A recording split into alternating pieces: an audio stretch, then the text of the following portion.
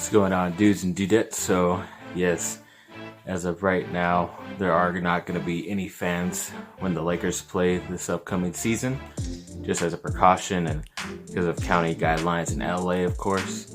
And we also found out that Duke basketball, another team I follow, is not allowing fans over there in North Carolina, which is pretty surprising as well, but have to stay safe, especially keep people that are older, who is Coach K, who's over 70, keep him safe as well. So yeah, should be very interesting. Too bad we don't get these to have any fans, even like a little bit of fans, but we'll still be able to enjoy it on TV, hopefully. Then Kyle Kuzma of the Lakers, as of right now, is saying he wants a sizable contract extension from the Lakers, which is, of course, ridiculous because he hasn't really earned anything gigantic of a contract like that. And of course, this kind of like the writing on the wall that this is his kind of reason to be traded or dealt or anything like that because of his comments now. I don't even know if the team that trades for him is going to give him as big of a contract that he wants, but we'll have to wait and see. Hopefully he's not on the team this time soon. And then Chris Paul of Oklahoma City Thunder. I guess Stephen A. Smith of ESPN's First Take said that he wouldn't want to be traded to the Lakers, and kind of finally went more in depth with that, saying that Chris Paul doesn't want it to be that easy to win a championship because he thinks it would be if he were to go to the Lakers. Then he shouldn't go to the Clippers too, but you just never know with that crap. But I did hear that there are rumblings that he might be heading to Phoenix, which seems like a better option for him. It just sucks for the Lakers because it's the same division and you have to play him, and it makes that team better in their division. But once again, the West is going to be overloaded with talent, and that's why we need the playoff system to be the top best 16 team record wise, no matter the conference, instead of this freaking crap of 8 West and 8 East, because it's definitely not fair. A lot of the East teams suck and they barely make the playoffs, and if you're going to do a bubble anyway, it's not like people have to travel far for this. So I think it should be the top 16 teams no matter what. But yes, there are hints, especially from Austin Eckler himself, the running back of the Chargers, who has been injured, that he could be returning soon. I doubt it is against Miami this weekend, but maybe the weekend after. And of course, it's just perfect timing for him to show up and get a couple wins for the Chargers under the belt, and then be stuck at mediocrity at 8-8 or close to it at least, and not have a good draft pick. So it's just acting perfect for the Chargers as usual. And then they did mention if it's time to move on from Anthony Lynn, which is a pretty hard subject to talk about now, especially just because it's the middle of the season. And it's actually going to be between the Chargers and Miami, the first game against 2 black head coaches in the NFL, and it might be the only one this year. But it just sucks that you're going to have to get rid of him. I think it's more based on, I think the Chargers need to get a defensive main head coach, because ever since I've been a fan of him, they've always gotten guys who are more on the offensive side, and it really hasn't worked. So I think if they just commit to a defensive coach, it's gonna suck, but I'm sure there's a lot of good talented guys out there that you could choose. But I would think you should let Anthony Lynn coach out this year, see what he can do, and then maybe the next head coach retains him. But I think his offensive play calling sometimes is kind of whack, but I don't know. It's tough to see him go, but they did mention like a top replacement for him, or at least Colin Cowherd on Fox Sports said that he would love to see Bill Belichick be the next head coach of the Chargers. Of course, I would love that too, because he's a great head coach, but the problem is you'd have to like give him full reign and full control of everything, like how he does there. I think that's the only way he leaves New England. Could be a possibility. The defense is already freaking awesome for the Chargers. They just have injuries or have blown assignments, but you just have to work on the offense and pretty much be ready to go for the Chargers. even though they play the Chiefs a lot. But it could be very interesting if Bill Belichick decides to move on from New England and hopefully heads to LA and the West Coast with the Chargers. Hopefully. So the Duke basketball schedule finally came out. It's pretty close to the season, which is crazy, but yes, I believe late November they do get a couple cupcakes in like Gardner Webb and Coppin State, teams like that, and pretty much their whole like season before the ACC play starts is pretty much cupcakes, except Michigan State and Illinois. I thought Illinois was going to be an easy game, but I found out they're ranked like even ahead of Duke at 7 or something like that in the country. So it's actually going to be a tough game. Another game from the Big Ten, but that's how Duke rolls, and we'll see what they can do. And speaking of the ranking, yes, they're pretty upset just because when that came out like a week ago, Duke has been ranked like number 9. And even when they've had suspect or classes come in of freshmen that no one really knew about, or if they haven't seen them play, they were still ranked top 5 because of the talent. But they've actually dropped them almost out of the top 10, so hopefully that's a little bit extra motivation as well for Duke, for them to make a couple upsets earlier in the freaking season. So looking forward to that.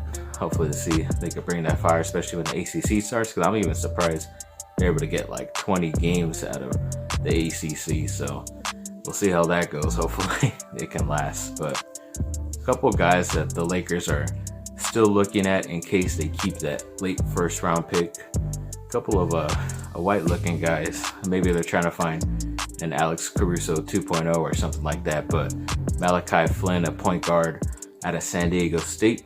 Pretty solid guy. Probably needs some more consistent shooting, but is a playmaker.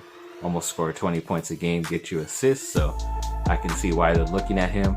And then they've also recently worked out Nico Mannion of Arizona, who did okay there. Saw his tape last night, and it's kind of like he was able to do whatever he wanted because he was the better player on that team. I didn't like a lot of his shot selections, but they've always thought of him as like a Chris Paul, Steve Nash type of thing, but I didn't see a lot of passing excuse me, in those highlights. So hopefully he can bring more of that to the NBA. But I did see a pre-workout where he was almost never missing from 3-point line, so that could be very beneficial for the Lakers as well.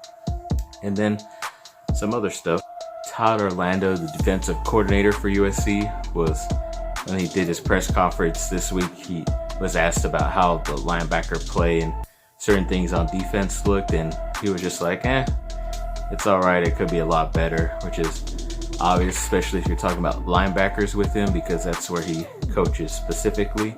And he was pretty upset of how talented those guys are, but they gave up a lot of big plays while they're on defense. So he says they will shore that side up and won't allow those, but we'll see, because Pac-12 always has a lot of explosive offenses out there, and Arizona is definitely one of them. So we'll see what they can do out there in Tucson this Saturday. Pretty early game. I think it's around 12 o'clock here. Yeah, 12 or 12:30 or something like that. So definitely we'll be able to watch it. And then a couple of Duke players, Jalen Johnson, the freshman, and Wendell Moore, the sophomore, were both named preseason All-Americans for the ACC. So I believe Jalen Johnson, the freshman, was first team, and Wendell Moore was second team. So I guess everybody has a lot of high hopes for this Johnson guy. He seems all right. He's definitely highly recruited, but I think he needs to work on his shot a bit and be more consistent at that and his playmaking ability. But we'll wait and see. The season's just around the corner, and let's go Duke. So yes, both incoming freshmen next year, AJ Griffin and Paolo Banchero, both signed their letters of intent, so hopefully they will be officially coming. I know Banchero thought about jumping to the G League instead of signing with Duke, but hopefully because he signed, he has to stay, but I don't think you really have to. But as of right now, it does look positive for Duke, so we'll keep that going for them. And then with the Anaheim Ducks, they do they did mention that they're teasing about a reverse retro jersey or something like that for this season coming up. I don't know what reverse retro means, but I know what retro means, and I love their old like Anaheim Duck logo that they used to have when they were called the Mighty Ducks. And I just wish they brought that back more often instead of their little duck foot crap that they have now. So it'll be very interesting to see what they have. And yeah, definitely looking forward to it. And then the DeMar DeRozan trade that I've been trying to get the past like year, especially in the past couple months, I've been mentioning it a lot. I did mention that someone had put up a deal where it involved Kuzma and Danny Green and the first round pick of the Lakers for DeMar DeRozan, which seemed very fair. And then even as of like, I think yesterday or the day before, it said that LA definitely has interest in doing this type of trade if it were available. So at least they're getting the info out there if the Spurs are listening and they want to give up DeRozan for a future guy in Kuzma that they think they could rein in, and then they get an old guy, Danny Green, whose contract is expiring, and a first round pick as well. So be definitely freaking awesome if it does happen for the Lakers. And then Grayson Allen, they mentioned in that article saying that he's going to be one of the next up and coming Duke guys in the NBA, just because of basically what he did in the bubble, how consistent he was, and especially when it came to shooting the three. He's still coming off the bench. I think it's going to be his main position right now. I don't think he could be a starter, play those type of minutes, but playing about 20-25 minutes a game coming off the bench, try to score as much as you can, as long as it's in the flow of the offense, which is what he's been doing in Memphis. He's going to be successful. I don't know if he's going to stay there. He might as well just stay there because they're the ones that gave him the most opportunity. Even though Jazz drafted him, they didn't really give him all that much opportunities to play, but Memphis did show him some love, and he does have a lot of other Duke basketball players down there with the Grizzlies as well. So it could be a good thing for him, sign a couple-year contract after his rookie deal's over. So definitely looking forward to it. Hopefully there's some positivity there. But thanks for watching, people. Like and subscribe. Comment down below. Let me know what y'all think. Have a great rest of your day. Fight on.